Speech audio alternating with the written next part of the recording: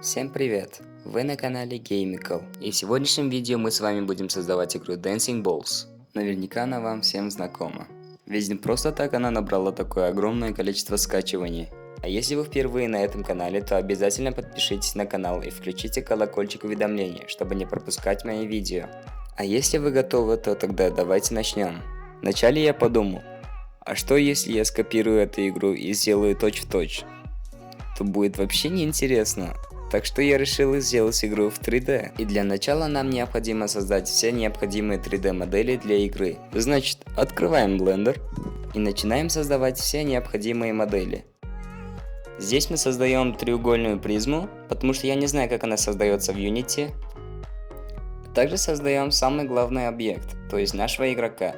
Если я не ошибаюсь, то она состоит из наушников, а также из пластинки. И в итоге получаем вот такого прекрасного игрока. Далее заходим в Unity Hub, создаем 3D проект и называем его Dancing Balls. И далее нажимаем на Create. По-быстрому импортируем все недавно созданные 3D модели.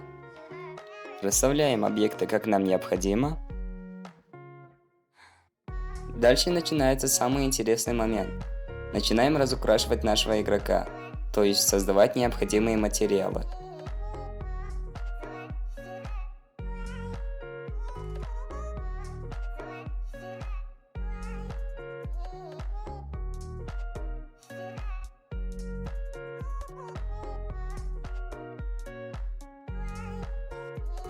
После того, как мы создали все необходимые материалы, начинаем расставлять объекты и создавать некую карту для того, чтобы наш игрок мог двигаться.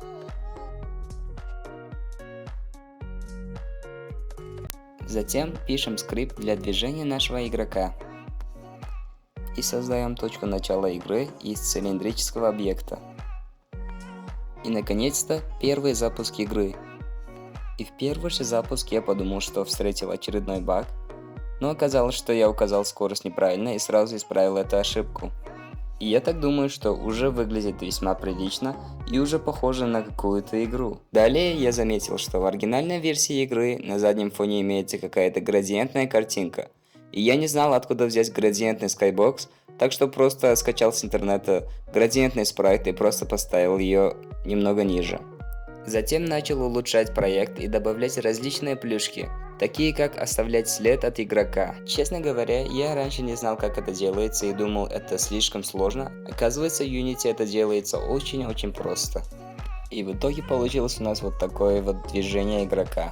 И я думаю, что это выглядит вообще шикарно. Затем добавил Particle System, чтобы это показалось, как будто она двигается по космосу и видит звезды. И у нас получилось что-то типа этого. Далее создал вот такие вот точки, которые помогают ориентироваться, когда именно нужно нажимать, чтобы поворачивать игрока. Также добавил такую функцию, если вы нажмете на кнопку, когда находитесь внутри этой точки, то она будет менять свой цвет на желтый, типа будет указывать, что вы нажали на кнопку в идеальный момент времени. Чтобы реализовать это, мне пришлось немного покодить.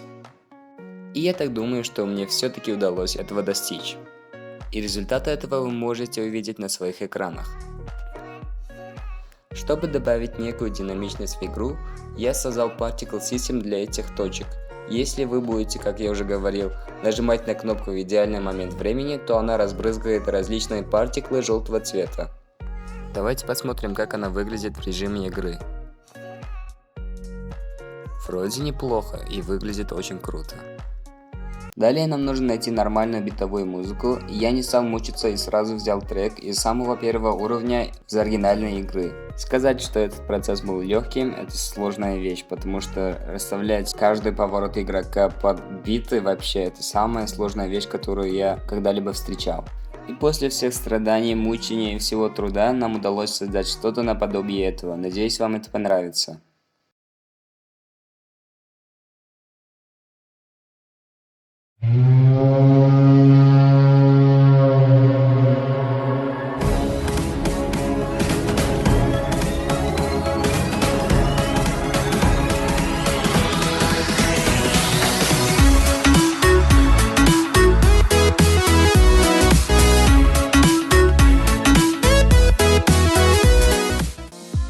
Ну и на этом все. Если вам выпуск понравился, то обязательно подписывайтесь на канал и ставьте лайки. А также, если хотите поиграть в эту игру, то ссылку для скачивания оставлю в описании. Всем спасибо огромное за внимание, всем пока!